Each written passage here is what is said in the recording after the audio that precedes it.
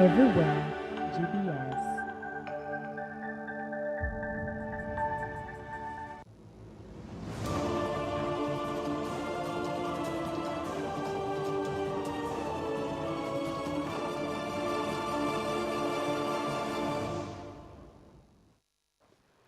Good afternoon. It is 1 p.m. here in Kenya's capital, Nairobi. And this is The Ambassador with me, your Ambassador Paul Mathenge. This is where we debunk global diplomacy and geopolitics. To our first story, President Yoweri Museveni has officially been endorsed by Uganda's ruling National Resistance Movement as its presidential candidate for the 2026 elections, setting the stage for his seventh-term bid. The endorsement was announced during the party's National Delegates Conference in Kampala, where Museveni outlined an ambitious economic vision and defended his long-standing leadership. While the move solidifies his grip on power, it is also intensifies political tensions as opposition figures, including Bobi Wine, question the country's democratic trajectory ahead of the polls. Ibrahim Said has the details. Uganda's political stage is once again on President Yoweri Museveni, who has secured ruling party's endorsement to run for a seventh term in 2026. The announcement came during the National Resistance Movement Delegates Conference in Kampala, where Museveni accepted the nomination unopposed, reaffirming his long-standing grip on power. General retired Yoweri Kaguta Museveni as the NRM presidential flag bearer for 2026 general election. This latest endorsement follows years of constitutional changes that removed term and age limit, allowing Museveni to extend his presidency beyond 4 decades. At the conference, he laid out an ambitious economic vision, while opposition voices led by Bobi Wine warned of shrinking democratic space and rising political tension. When we came in, we knew exactly what to do. And that's why the economy of Uganda has recovered. As the country heads towards the 2026 elections, the stage is set for a familiar contest with new stakes. The Electoral Commission now faces pressure to deliver a credible process, while critics question whether Uganda's institution can withstand another term under Museveni's rule. GBS News. And now, in Sudan, the humanitarian crisis is deepening. UNICEF warns that children in the besieged city of Al-Fashar are facing catastrophic conditions, with hundreds of thousands displaced and many more trapped without aid for over 16 months. Our next report from UNICEF shows the toll the conflict is taking on the youngest and most vulnerable. At least 600,000 people, half of them children, have been displaced from Al-Fashar and surrounding camps in recent months. This is according to UNICEF. Inside the city, an estimated 260,000 civilians, including 130,000 children, remain trapped in desperate condition, cut off from aid for more than 16 months. The toll on children is catastrophic. Since the siege began in April last year, over 1,100 grave violations have been verified in Al-Fashar alone. More than 1,000 children have been killed or maimed, many struck down in their homes, in camps or marketplaces. At least 23 children have been subjected to rape, gang rape, or sexual abuse. Others have been abducted, recruited, or forced into use by armed groups. UNICEF warns the real numbers are almost certainly much higher. This week brought yet another tragedy. 7 children reportedly killed in an attack on Abu Shuk displacement camp on the outskirts of Al-Fashar. We are exhausted and tired regarding the food. We are exhausted trying to find any Nothing is left for us to eat anymore. We are so exhausted. Life itself is so hard.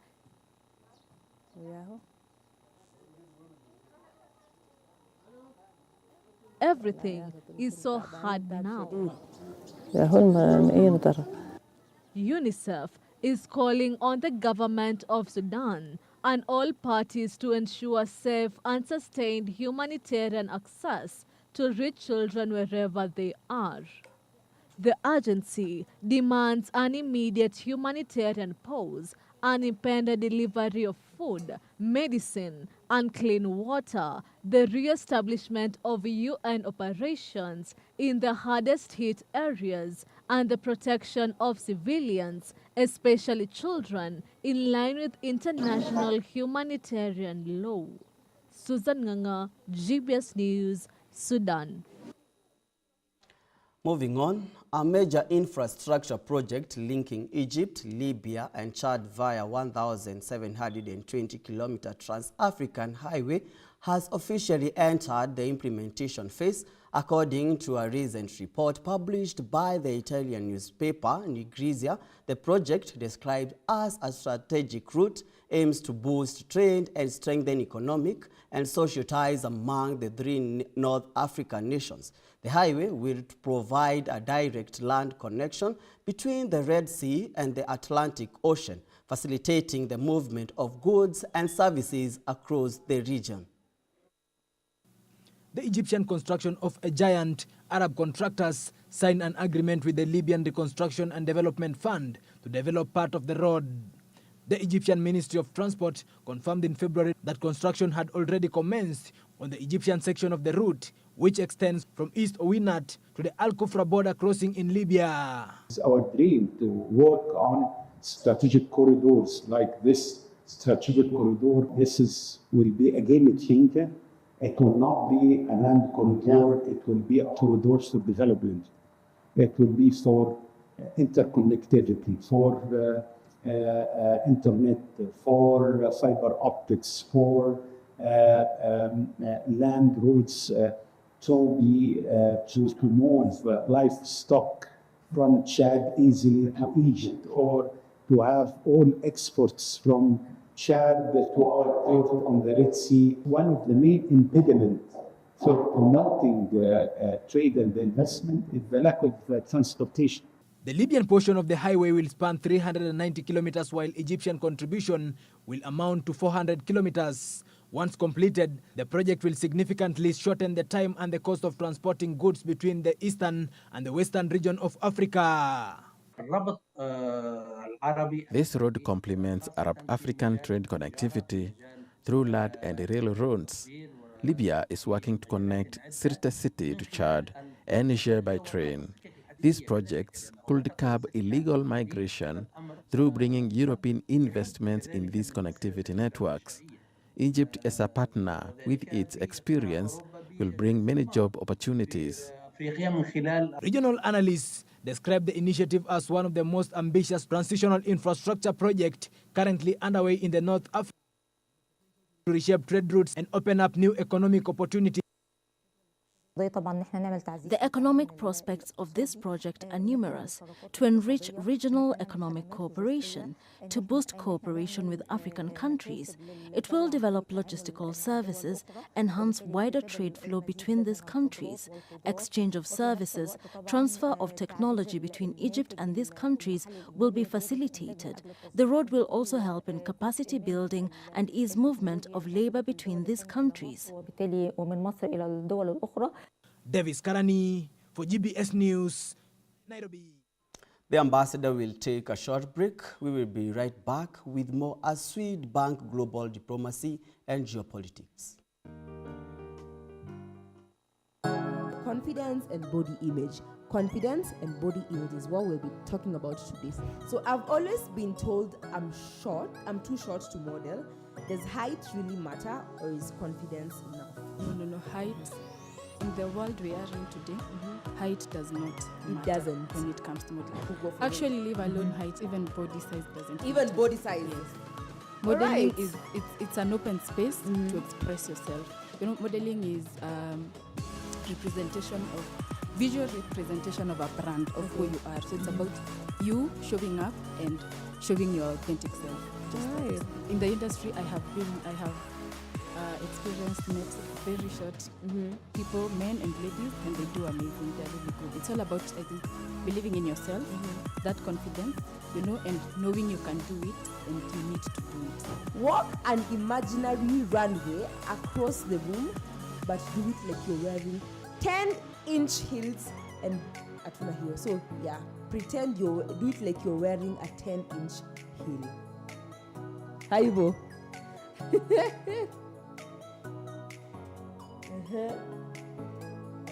Tuende kazi. Haya, makofi kwake.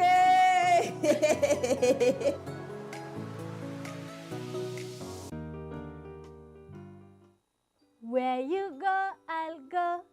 Where you stay, I stay. Where you move, I move.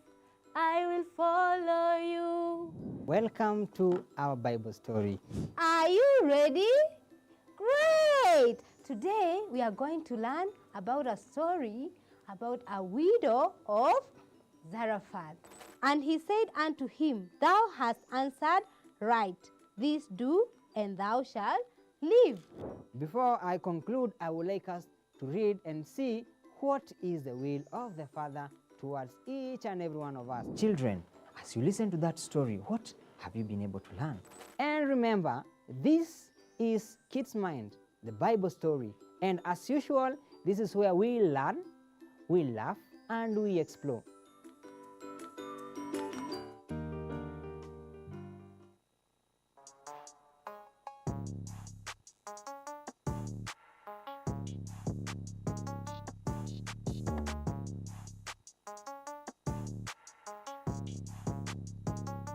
Our riddle for the day, guys.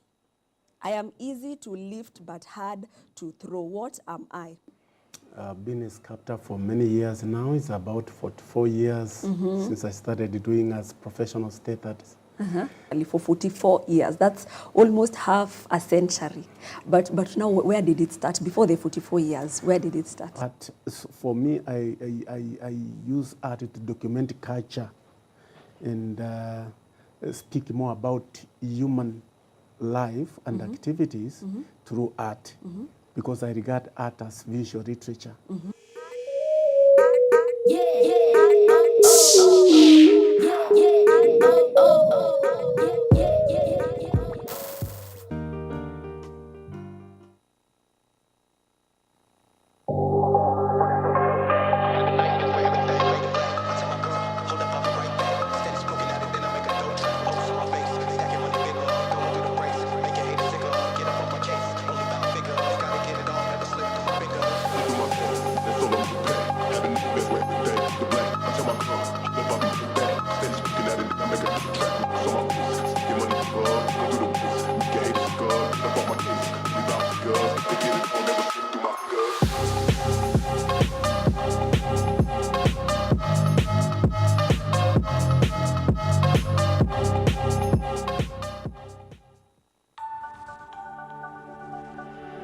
Everywhere, GBS.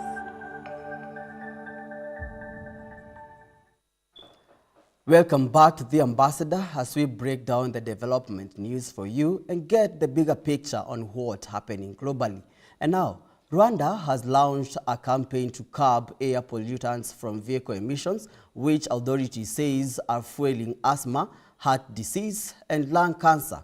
In a statement on Thursday, the Rwandan Environment Management Authority, REMA, said that as part of the campaign, vehicle emission testing will be conducted at regular vehicle inspection centers alongside mechanical checks. The campaign will help the country reflect on the health hazards of vehicles emissions as cleaner cars mean healthy lives, REMA Director General Juliet Kabera said. According to REMA, fine particulate matter, also known as PM2.5, from vehicles can cause both short-term and long-term effects on human health.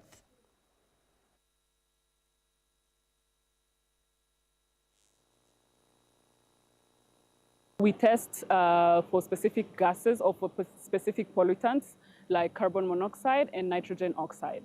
So the way this goes, our machines are able to have appointments that people have booked out at Irembo site, and then we're able to check if the car is a diesel or it's a gasoline. And we test to see if the car is going to have the level of the carbon monoxide we're looking for, or if it's going to be lower. This is not a campaign for the sake of it all. It's a campaign to improve the environment, because environment is where we live.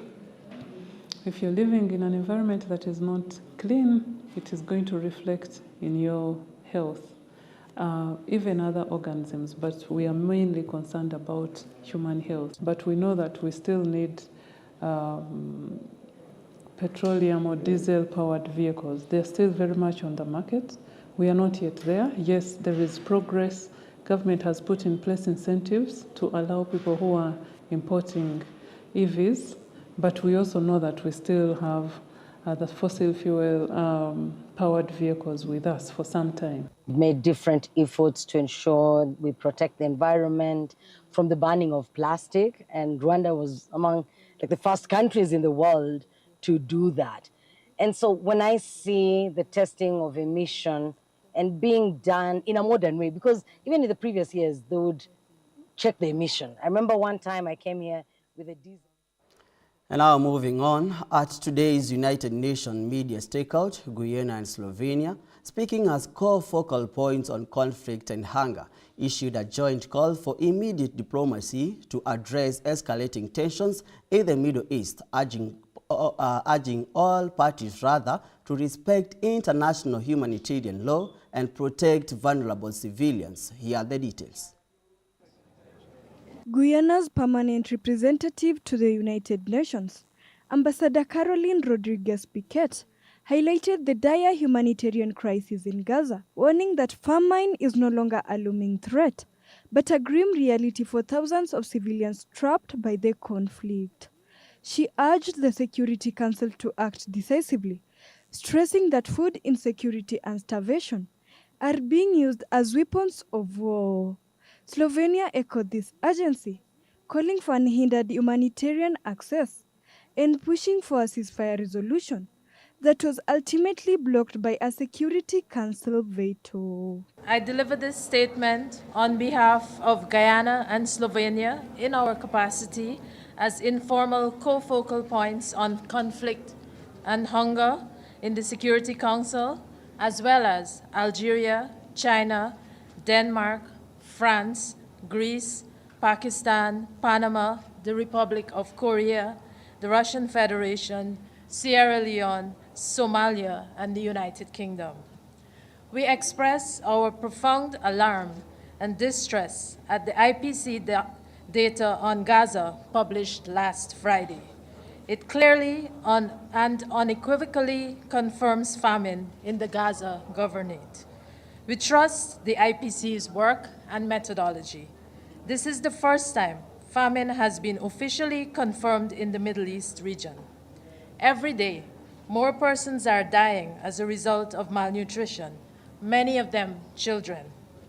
We are alarmed by the report that famine is projected to expand to the Deir al-Balah and Khan Yunis by the end of September. Meanwhile, Slovenia's representative presented a draft UN resolution urging an immediate ceasefire, unconditional hostages release, and unhindered humanitarian access, though it was blocked by veto from a permanent member. Slovenia condemned the veto and reiterated that protecting civilians must take precedence. Today, we collectively make three clear and urgent calls to action. 1, we call for an immediate, unconditional, and permanent ceasefire. We call for the immediate, dignified, and unconditional release of all hostages held by Hamas and other groups. We call for a substantive surge of humanitarian assistance throughout Gaza. 2, Israel must immediately and unconditionally lift all restrictions on aid delivery. This includes opening all land routes and allowing the UN and humanitarian partners to operate safely and at scale. Humanitarian principles of humanity, neutrality, impartiality, and independence must be central to humanitarian action. We call on Israel to immediately reverse its decision to further expand its military operation in Gaza with the aim of taking over Gaza City. This decision, which we reject, will inevitably worsen the already horrific humanitarian situation and endanger the lives of all civilians, including the hostages.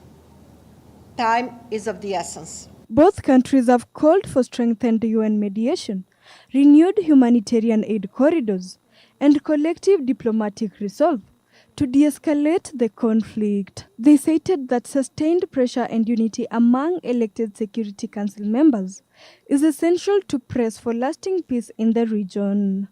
Moilin Rono for GBS News. And Israel must. And now moving on, diplomatic pressure is intensifying on Israel as the humanitarian crisis in Gaza worsens. At the United Nations Security Council, the United States remains isolated as the only member opposing calls for increased aid to Palestinians affected by the conflict.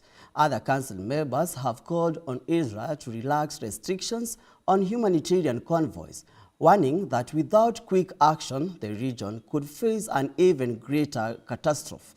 Washington's sole position has faced strong criticism from global leaders, who say the rising civilian toll calls for urgent international intervention. Let's have a look. In Gaza, the effects of famine on children were front and center during a meeting on the UN Security Council. Children are being killed in Gaza by bombs, bullets, and now starvation. An entire generation at risk of being wiped out. Every decision maker in every capital in the world, everyone in this room, has a legal and moral responsibility to act to stop these atrocities. Algeria's ambassador held a photo of murdered journalist Miriam Abu Dhaka, killed by Israel at Nasser Hospital at week, and he read part of the letter she wrote for her young son before her. And when you grow,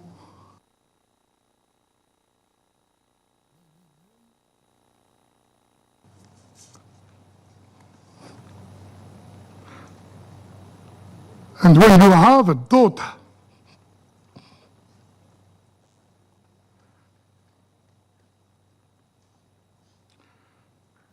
name her Miriam, after me.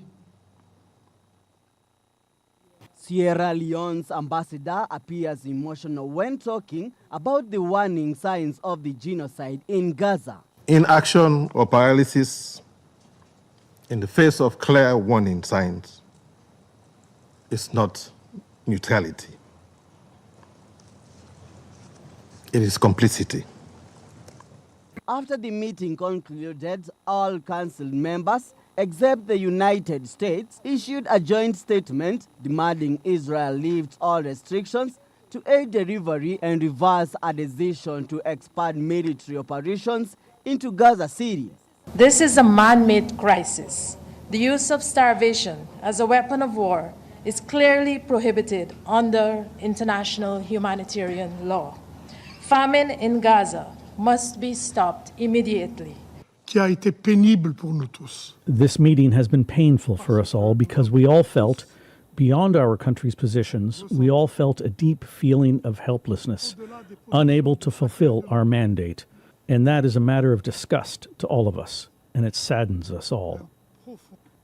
In a Security Council that has been deemed ineffective, left to vent frustrations in the absence of substantive action like ceasefire resolution, which the United States has vetoed 6 times. Reporting for GBS TV. And that's all for today. With me, your Ambassador Paul Mathenge. On the Ambassador 1 p.m., follow all of our stories at GBS TV Africa. It's updated throughout the day. Let us do this again tomorrow. Thank you for your time and company.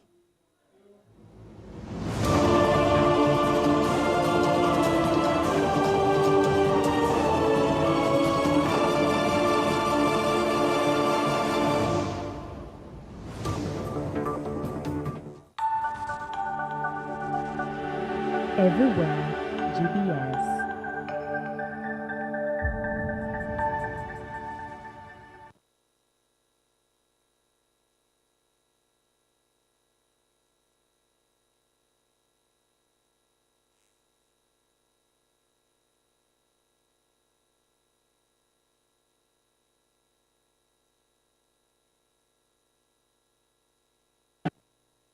Everywhere, GBS.